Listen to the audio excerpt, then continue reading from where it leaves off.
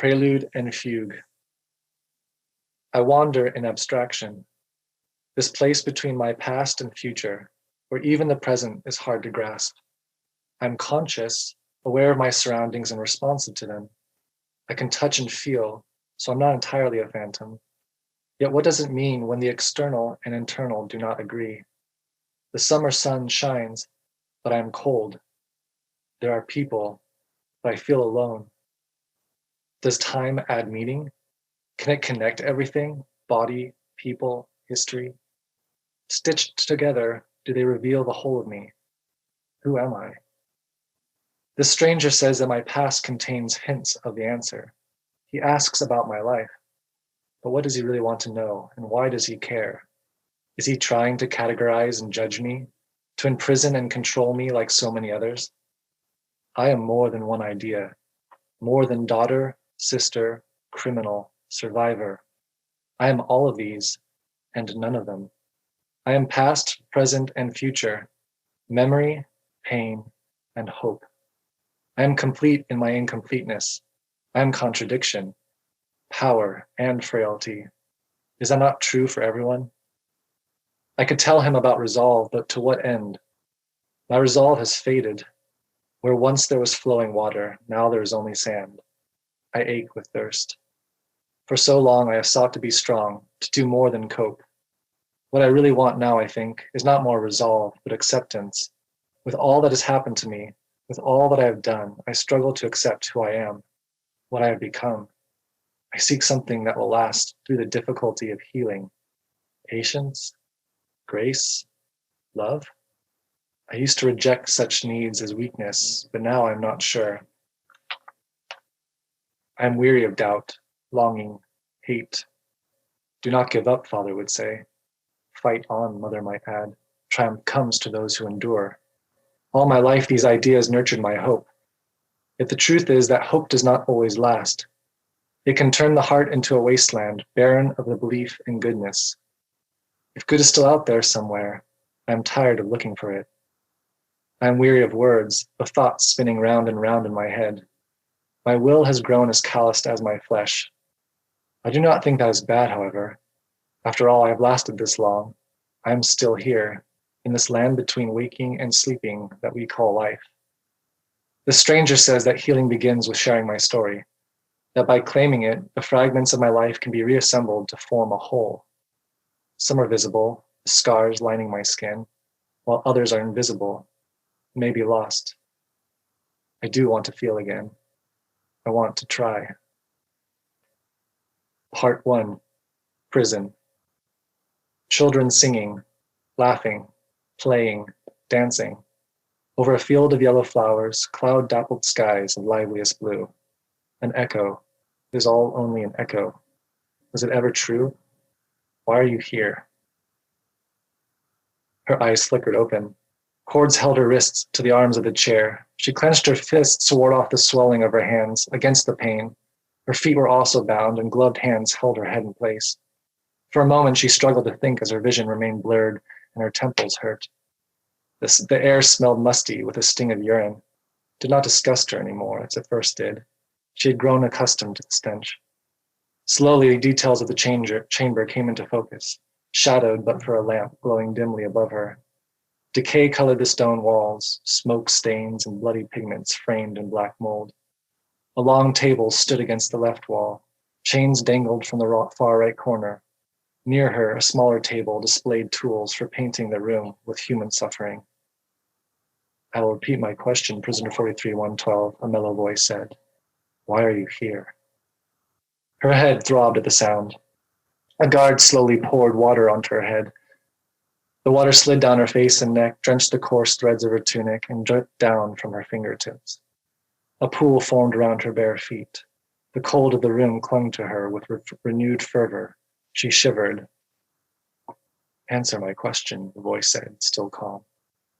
The speaker materialized from the shadows, Nabalak, the prison warden. As he crouched before her, she stared at the thick scar running from the corner of his lip down his chin, drawing that side of his face into a grimace. She still could not decide if it was an expression of disgust or amusement. Well, Nabalak pressed. You know why, she replied, her throat burning, barely managing a whisper. What do you want from me? A part of her sought to move, to fight back or flee, but another part of her ached. She felt exhausted. Faltering, she realized with a pang of despair that the strand connecting her body to her will was beginning to fray. My unraveling began during the Illyrian War. It did not happen at once or obviously, but with a gradual isolation. So many women were widowed. Fatherless children and orphans ran wild in the streets, many found dying of disease or hunger in corridors and alleyways. Most of the good men had been killed in the fighting. Those who returned, even in victory, were not the same. The truth is that none of us were the same. Desperation and loss pervaded our town of Hamath. Life entered a new age, bidding us to bury the past. Yet death is not easily forgotten, no matter how hard we try. The previous age, that of the Illyrian Empire, stirs confused sentiments, awe and contempt, a sense of security and fear. Opinions vary, but for better or worse, that empire has fallen. Another has risen in its place. I am no historian. Until more recently, what happened outside Hamath meant little to me. There's a lot I still do not understand. Growing up, I mostly did not care. I was young and my world did not extend beyond the borders of our clan. I had met a few Illyrians and knew none personally. Youth has a way of shielding one from the differences of others, and prejudices are generally taught. Unlike many of my fellow Illyri, I never felt any bitterness toward the Illyrian people. I suppose I learned that from my parents, especially my father. The few Illyrians I'd met acted courteously, but also seemed so distant, serene, ageless, quiet but attentive, as if they perceived a world beyond our own. Is that what makes our two races so different? Except for their pointed ears and the crimson in their complexion, they look the same as us. Some of them refer to us as mankind. What led to such distinctions? The antagonism between our two races. I do not understand politics and war. They seem little more than games where the stakes are power and people's lives. When I think of the Illyrian Empire, I mainly remember one man. He was not even an Illyrian, but a fellow Illyri who served their empire. At least that is what my brothers, Erstus and Cinder, would say. Father, on the other hand, considered the man's appointment an opportunity for our people to gain influence. My brothers contended that father's views were rare. Most others, Illyrian and Illyri alike, considered the man a threat or even a traitor to our people. That was before the war. I was 5 years old when I met the man, too young to grasp such opinions. I mainly remember his eyes, two bronze suns of welcome. They looked at me with such warmth. He would kneel to meet my eye level and talk to me like an equal. Sometimes he would lift me off the ground, hold me high above him, as if I was gliding like a hawk, and then sit me on the fence of our main corral. As he held me securely in place, we would watch Father lunge one of our horses. I wish I could remember the man's name. Mother would probably know, for she had a good memory. The first time a man with bronze-colored eyes came to our ranch was to purchase one of our horses. He was accompanied by an older, grim-looking Illyrian who held some important rank in the empire. I think they referred to themselves as guardians. The Illyrian knew of our ranch, which was encouraging, for Father worked hard to maintain his family's legacy of being the best horse breeders and trainers west of Mirror Lake. After a second visit, the man with bronze-colored eyes settled on my favorite courser, Swift Soul. Swift Soul had speed, stamina, and agility. I had named the hazelnut-colored steed myself, helping Father raise him. Swift Soul was a true stallion, full of spirit and power. He suited his new master well. Though I was sad to part with Swift Soul, I was glad his new master sought to foster peace between us Illyri and the Illyrians. The man passed through our town often during those early years, which I appreciated, for it allowed me to see how Swift Soul was faring.